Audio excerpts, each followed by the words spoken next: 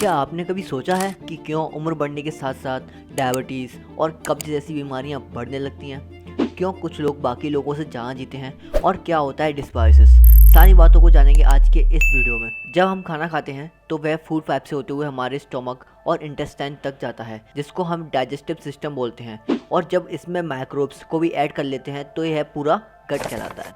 मतलब गट यानी कि digestive system plus microbes present in it. खाने को ब्रेक डाउन करना, न्यूट्रिएंट्स को एब्जॉर्ब करना और वेस्ट को एलिमिनेट करना, ये सब गट का काम होता है। और इतना ही नहीं, इस पर हमारी इम्यूनिटी पावर, मेंटल हेल्थ और ओवरऑल वेलबींग भी डिपेंड करती है। तो अब आपको अंदाजा लग गया होगा कि गट की हमारे बॉडी में कितनी इंपॉर्टेंस है।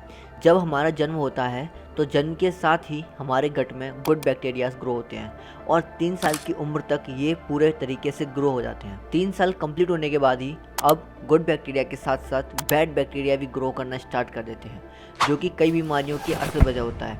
अब दोनों माइक्रोब्स के बीच बैलेंस बिगड़ता रहता है, कभी गुड बैक्टीरिया आना होते हैं तो कभी बैड बैक्टीरिया। जैसे हम कभी एकदम फिट फील करते हैं तो कभी इल, और ये ज़्यादातर हमारे खान पान पर निर्भर करता है। हमारे गट फंक्शन में कई प्रकार के बैक्टीरिया होते हैं, जिसको गट डाइवर्सिटी भी बोलते हैं। अलग अलग बैक्टीरिया के अलग अलग काम होते हैं। जैसे किसी ग्रुप ऑफ बैक्टीरिया का काम होता है डाइजेशन में हेल्प करना, तो किसी का काम होता है मिनरल्स को एब्जॉर्ब करना या वेस्ट को हटाना।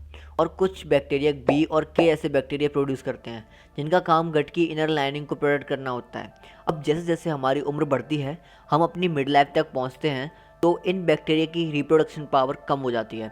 मतलब अब गट डाइवर्सिटी कम होने लगती है, नंबर ऑफ ग्रुप्स कम होने लगते हैं, जिसके चलते डाइजेशन प्रोसेस स्लो हो जाती है, कॉन्स्टिपेशन की शिकायत रहती है और ब्लोटिंग भी होने लगती है। और गट की इसी कंडीशन को डिस्बायोसिस बोला जाता है। उम्र के साथ डिस्बायोसिस होना एक नॉर्मल सी बात है, जहाँ बैड बैक्टीरिया की संख्या बढ़ जाती है।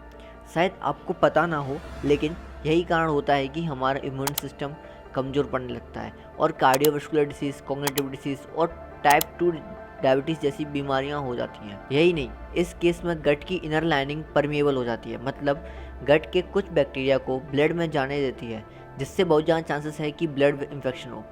हाल ही में रिसर्च में पाया गया कि लोग जिनमें बेटर गट डाइवर्सिटी पाई जाती है, वे लोग अब बाकी लोगों से 4 साल ज़्यादा जी सकते हैं, क्योंकि उनको दवाइयों की ज़रूरत कम पड़ती है, कोलेस्ट्रॉल लेवल कम रहता है और उनके ब्लड में विटामिन डी की मात्रा ज़्यादा पाई जाती है। ये सारी चीज़ें तो हमने जान ली। तो अब सवाल ये आता है कि इसके लिए हम क्या कर सकते हैं ताकि हमारी हेल्थ सही रहे, गट डाइवर्सिटी भी बनी रहे। तो इसके लिए हम 6 स्टेप फॉलो करेंगे। Number 1, follow plant based diet. मतलब ऐसे खाने को प्रायोरिटी देना है जो प्लांट बेस्ड और जिनसे सफिशेंट मात्रा में न्यूट्रिएंट्स और फाइबर मिले। फाइबर हमारे गट में उन बैक्टीरियाज को फीड करता है जो डाइवर्सिटी को प्रमोट करते हैं, गट की लाइनिंग को प्रोटेक्ट करते हैं और कॉन्स्टिपेशन की रिस्क को कम करते हैं। एक हेल्थी इंसान को डेली एटलीस्ट 28 ग्राम फाइबर लेना चाहिए। Number 2, combined fibre with flood.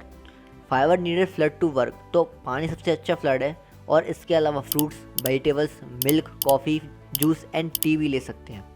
Number 3, include probiotic food. Means अपने खाने में प्रोबायोटिक फूड जैसे दही, छाछ, पनीर, अचार जैसी चीज़ें ऐड करनी है। इससे गुड बैक्टीरिया को बढ़ने में हेल्प मिलेगी। Number 4, stay active. तो डेली एक्सरसाइज करनी है या कोई स्पोर्ट्स खेलना है, जिससे ब्लड फ्लो बढ़ेगा और कॉन्स्टिपेशन में आराम मिलेगा। Number 5, avoid smoking. स्मोकिंग हमारे गट के लिए बहुत नुकसानदायक है। जो लोग स्मोकिंग करते हैं उनको बाकी लोगों के कंपैरिजन में ज़्यादा heart burn, ulcers, cross disease और कोलन कैंसर होता है। सिगरेट की स्मोक सारे गट के एनवायरनमेंट को ख़राब कर देती है। Number 6, avoid too much medication.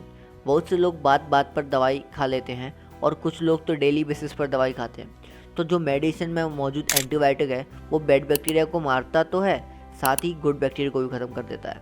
अब इसका मतलब ये नहीं कि आप दवाई खाना छोड़ दो, but time to time check कराओ, क्या पता आपको उन दवाई की ज़रूरत ही ना हो